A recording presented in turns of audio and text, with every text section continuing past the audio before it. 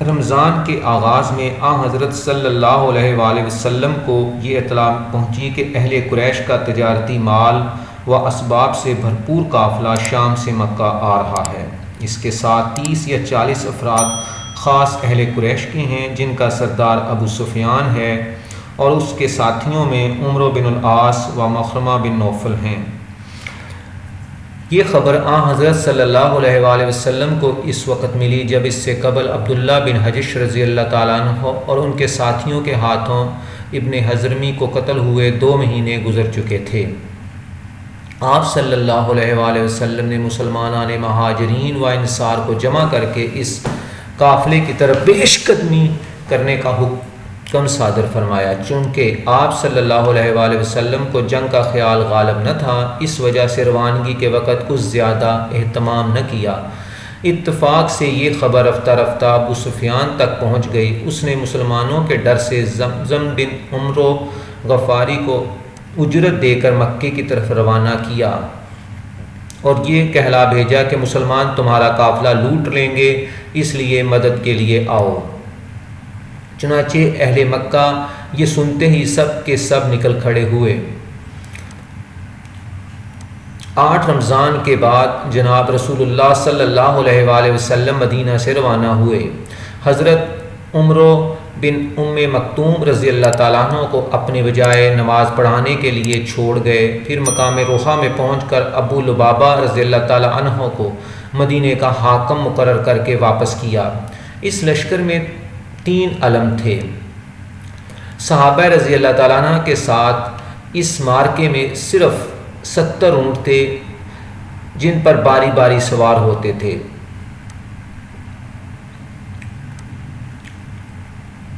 نبی صلی اللہ علیہ وآلہ وسلم مدینے کی پشت سے نکل کر ذی الخلیفہ کی طرف گئے، صغیرات یمام تک پہنچ کر بیر روحہ کی طرف بڑھے، پھر عام راستے کو دائیں ہاتھ پر چھوڑ کر صفرا پہنچے۔ اس مقام پر پہنچنے سے پہلے آپ صلی اللہ علیہ وآلہ وسلم نے بسبس بن عمرول اور عدی بن ابی ذؤبہ کو بدر کی طرف ابو سفیان کے احوال کے لیے جاسوسی کے لیے روانہ کیا اور خود اپنے ساتھیوں کے ساتھ صفرا کے دائیں جانب سے وادی زکراں پہنچے۔ اس مقام پر آپ صلی اللہ علیہ وآلہ وسلم کو مکہ سے قریش کے نکلنے کی اطلاع ہوئی۔ آپ صلی اللہ علیہ وآلہ وسلم نے مہاجرین و انصار کو جمع کر کر مشورہ کیا۔ پہلے مہاجرین نے نہایت خوبصورتی سے ہر حکم کے بجا لانے کا اقرار کیا۔ اس کے بعد آپ صلی اللہ علیہ وآلہ وسلم نے انصار کی طرف رخ کیا۔ ان میں سے حضرت سعد بن معاذ نے نکل کر عرض کیا، اے رسول اللہ صلی اللہ علیہ وآلہ وسلم، ہم نے آپ صلی اللہ علیہ وآلہ وسلم کے دست مبارک پر بیعت کی ہے۔ اگر آپ دریا میں کودنے کو فرمائیں گے تو ہم اس میں بھی غوطہ لگائیں گے۔ آپ صلی اللہ علیہ وآلہ وسلم اللہ کے نام پر ہمارے ساتھ چلیے، ہم ساتھ چھوڑنے والوں میں نہیں ہیں۔ حضرت صلی اللہ علیہ وآلہ وسلم یہ سن کر خوش ہو گئے اور یہ ارشاد فرمایا کہ تم لوگوں کو بشارت ہو، اللہ تعالیٰ نے مجھ سے فتح و نصرت کا وعدہ فرمایا ہے۔ اس کے بعد وادی زکراں سے روانہ ہوئے۔ بدر کے قریب پہنچ کر حضرت علی رضی اللہ تعالیٰ عنہ اور حضرت زبیر رضی اللہ تعالیٰ عنہ کو چند آدمیوں کے ہمراہ حال احوال کی غرض سے روانہ کیا۔ اتفاق سے اہل قریش کے 2 کمسن لڑکے ان لوگوں کے ہاتھ آ گئے۔ یہ لوگ ان کو پکڑ کر لے آئے۔ حضرت صلی اللہ علیہ وآلہ وسلم اس وقت نماز پڑھ رہے تھے۔ استفسار پر ان لڑکوں سے نے ظاہر کیا کہ ہم اہل قریش کے سکے یعنی پانی بھرنے والے ہیں۔ ان لوگوں نے ان کے کہنے کو سچ نہ جان کر مارنا شروع کیا، اس امید سے کہ شاید مار پیٹ کے خوف سے ابو سفیان کے حالات بتا دیں۔ 2-4 ہاتھ مار کھانے کے بعد ان دونوں نے کہنا شروع کیا کہ ہم اہل قریش کے قافلہ والوں میں سے ہیں۔ اسی اثنا میں حضرت صلی اللہ علیہ وآلہ وسلم نے اسلام پھیرا اور نماز سے فارغ ہو کر ان لوگوں کو مارنے سے منع فرمایا اور لڑکوں سے ارشاد فرمایا، تم مجھے سچ بتلاؤ کہ اہل قریش کہاں ہیں؟ لڑکوں نے جواب دیا کہ اس ٹیلے کے اس طرف ہیں۔ ایک روز 10 اونٹ اور دوسرے روز 9 اونٹ ذبح کرتے ہیں۔ آپ صلی اللہ علیہ وآلہ وسلم نے ارشاد فرمایا کہ مشرکین کی تعداد 1000 اور 900 کے درمیان ہے۔ بصیص و عدی جو کہ جاسوسی کی غرض سے صفرا میں پہنچنے سے پہلے ہی روانہ کیے گئے تھے، ان کا اس وقت تک کچھ پتہ نہ تھا اور نہ یہ معلوم تھا کہ وہ کہاں ہیں اور کس طرف جا رہے ہیں۔ لیکن تھوڑی دیر کے بعد بدر کے قریب ایک ٹیلے کے نیچے پانی کے چشمے کی طرف دو شخص اونٹ پر سوار آتے ہوئے نظر آئے۔ رفتہ رفتہ جب وہ پانی کے قریب آ گئے اور اپنے اونٹوں کو ایک ظرف میں پانی پلانے لگے، مجدی بن عمرو ان دونوں کے قریب بیٹھا ہوا تھا۔ اس اثنا میں دو عورتیں آپس میں باتیں کرتی ہوئی دکھائی دیں۔ ان میں سے ایک نے دوسری سے مخاطب ہو کر کہا کہ کل یا پرسوں اہل قریش کا قافلہ شام سے واپس ہوگا، ان کے لیے کچھ کھانا وغیرہ تیار کر رکھنا چاہیے۔ دوسری نے جواب دیا، ضرور، میں تیرا حق تجھ کو دوں گی۔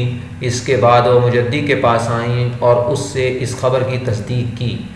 ان دونوں عورتوں کی باتیں وہ دونوں شتر سوار بھی سنتے ہی اپنے اپنے اونٹوں پر سوار ہو کر مسکراتے ہوئے چلے گئے۔ اس قرینے سے معلوم ہوا کہ یہ دونوں شتر سوار وہی بصیص اور عدی ہیں جو جاسوسی کے لیے روانہ ہوئے تھے۔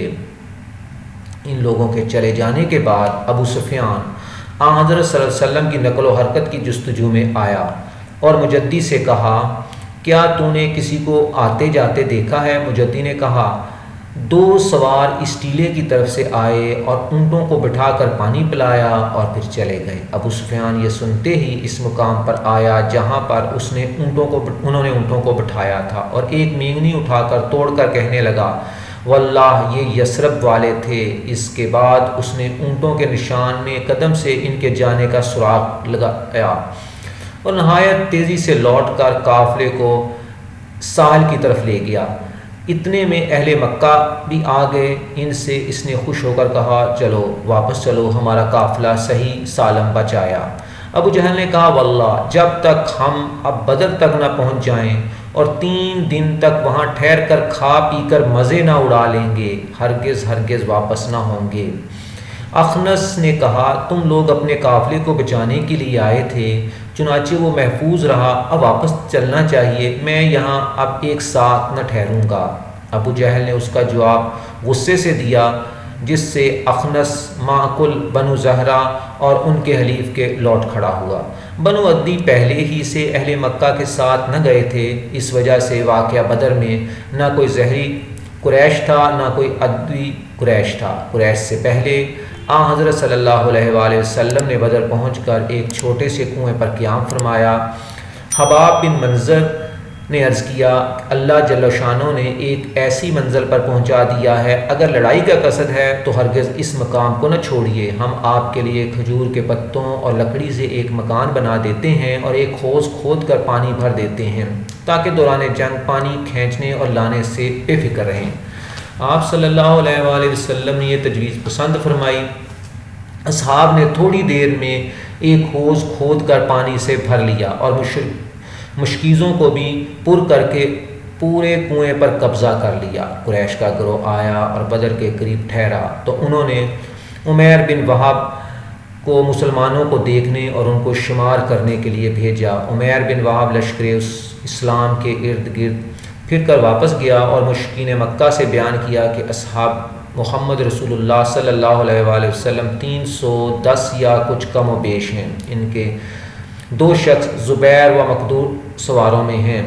حکیم بن حزام نے مسلمانوں کو قلیل المقدار اور حقیر سمجھ کر مع قریش کے جنگ کے بغیر لوٹنے کا قصد کیا۔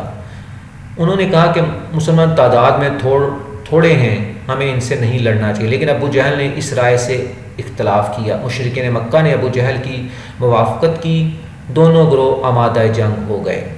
حضرت صلی اللہ علیہ وآلہ وسلم لشکر اسلام کی صفیں درست کر کے اپنی قیام گاہ پر صرف حضرت ابوبکر صدیق رضی اللہ تعالیٰ عنہ کو اپنے ہمراہ لے کر واپس ہوئے اور اللہ تعالیٰ سے دعا کرنے لگے، اے اللہ، اگر تو مسلمانوں کی یہ چھوٹی سی جماعت ختم کر دے گا تو دنیا میں کوئی تیری عبادت کرنے والا نہ رہے گا، اے اللہ اپنا وعدہ پورا فرما۔ حضرت ابوبکر رضی اللہ تعالیٰ عنہ آمین ثم آمین کہتے جاتے اور کسی وقت انہیں کلمات کو دہرا دیتے تھے۔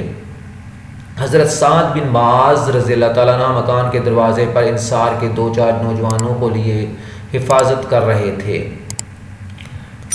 اس کے بعد آپ صلی اللہ علیہ وآلہ وسلم باہر تشریف لائے اور لوگوں کو لڑائی کی ترغیب دی اور ایک مٹھی کنکری اٹھا کر شاہد الوجوہ پڑھ کر مشرکین کے منہ پر ماری۔ مشرکین کے گروہ سے عتبہ و شیبہ اور ولید نکل کر میدان میں آئے اور للکار کر اپنے مقابل لڑنے والے کو طلب کیا۔ اس طرح سے عبیدہ اور حمزہ اپنے مسلمانوں کی طرف سے نکلے۔ حضرت حمزہ نے اپنے مد مقابل شیبہ کو، حضرت علی رضی اللہ تعالیٰ عنہ نے ولید کو ایک ہی وار سے قتل کر دیا، لیکن عتبہ نے حضرت عبیدہ رضی اللہ تعالیٰ عنہ پر وار کیا جس سے ان کے پاؤں کٹ گئے۔ اتنے میں حضرت حمزہ و علی رضی اللہ تعالیٰ عنہ عتبہ پر ٹوٹ پڑے اور اس کو بھی قتل کر دیا۔ اس کے بعد دو بدو جنگ شروع ہو گئی۔ اس جنگ میں مشرکین کے 70 آدمی مارے گئے اور اتنے ہی گرفتار ہو گئے اور باقی اپنا ساز و سامان چھوڑ کر بھاگ گئے، جبکہ دو انصاری بھائیوں معاذ اور معوذ نے ابو جہل کو پہچان کر اس کو قتل کر دیا، لیکن اس میں تھوڑا سا دم باقی تھا تو عبداللہ بن مسعود نے اس کا سر کاٹ لیا اور اس کا خاتمہ کر دیا۔ جبکہ مسلمانوں کی طرف سے اس معرکے میں 14 افراد شہید ہوئے، 6 مہاجرین میں سے اور 8 انصار میں سے۔ لڑائی ختم ہونے کے بعد آن حضرت صلی اللہ علیہ وآلہ وسلم نے مشرکین مکہ کو ایک کنویں میں ڈال کر مٹی ڈلوا دی اور شہدائے صحابہ کو علیحدہ دفن کیا گیا۔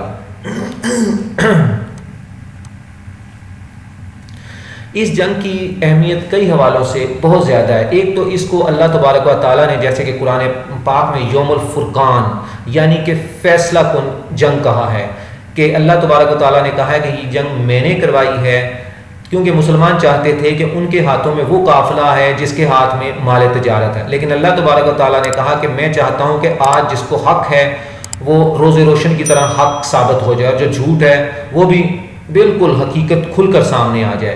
اس لیے اللہ تبارک و تعالیٰ نے کہا کہ میں نے یہ کیا کہ دونوں فوجیں آمنے سامنے آ جائیں۔ اس جنگ کے نتائج کی اہمیت سیاسی بھی ہے اور مذہبی بھی۔ اس میں ایک جانب مکے کے درجنوں ایسے رہنما ہلاک ہوئے جن کے انتظامی اور تجارتی مہارت کا کوئی نیم البدل نہیں۔ تعداد کی اکثریت کے باوجود مکے کی شکست نے ایک طرف ان کا اعتماد اور رتبے کو کم کر دیا تو دوسری جانب اس جنگ کے بعد مکے کے تجارتی راستے کو لاحق خطرات بھی واضح کر دیے، کیونکہ مکے کی تمام تر دولت کا انحصار اس تجارت پر تھا، یعنی قریش کی شہرت بری طرح مجروح ہوئی اور ان کی شام کی تجارتی شاہراہ بھی غیر محفوظ ہو گئی اور یوں دیگر قبائل میں بھی اس کی وقت کم ہو گئی۔ اس جنگ سے اہل مکہ کو یقیناً ہر پہلو سے نقصان ہوا، سب سے بڑھ کر جو نقصان ہو وہ عزت و وقار کا نقصان تھا۔ قریش مکہ کو جزیرۃ العرب میں ممتاز مقام حاصل تھا، وہ عرب کے سابقہ نظام کے داعی اور محافظ مانے جاتے تھے، لیکن ان کو ایک بالکل نئے نظام کی علمدار چھوٹی سی تربیت یافتہ جماعت نے شکست دے دی۔ اس شکست کا ذکر ہونا تو بدہی تھا، چنانچہ بدنامی سے بچنے کے لیے اہل مکہ نے فیصلہ کیا کہ اس شکست پر خاموش سوگ منایا جائے اور کوئی بھی اپنے مقتولین کی یاد میں گریہ و نوحہ نہ کرے۔ اس خاموش سوگ کے ساتھ ساتھ یہ عزم بھی کیا گیا کہ بدر کی شکست کا جلد از جلد بدلہ لیا جائے گا۔ اس جنگ کے نتیجے میں مسلمانوں کے اندر کانفیڈنس یعنی کہ اعتماد میں اضافہ ہوا۔ اس جنگ کے بعد مسلمان ایک قوت بن کر ابھرے اور مدینے کی ریاست مستحکم ہوئی۔ اس فتح نے مدینے میں بسنے والے یہودیوں کو بھی مرعوب کیا اور یہ پہلا موقع تھا کہ مسلمانوں نے نبی صلی اللہ علیہ وآلہ وسلم کی قیادت میں ایک باقاعدہ جنگ لڑی، اور اس میں اگر مسلمانوں کو شکست ہو جاتی تو جیسے کہ نبی صلی اللہ علیہ وآلہ وسلم نے دعا کی تھی کہ پروردگار اگر آج تو نے ہماری مدد نہ کی تو یہ جو چھوٹی سی ٹکڑی میں مسلمانوں کو میں تیار کر کے یہاں لایا ہوں، اگر یہ مٹ گئے تو قیامت تک تیرا نام لینے والا اس زمین پر کوئی نہیں ہوگا۔ اللہ حافظ۔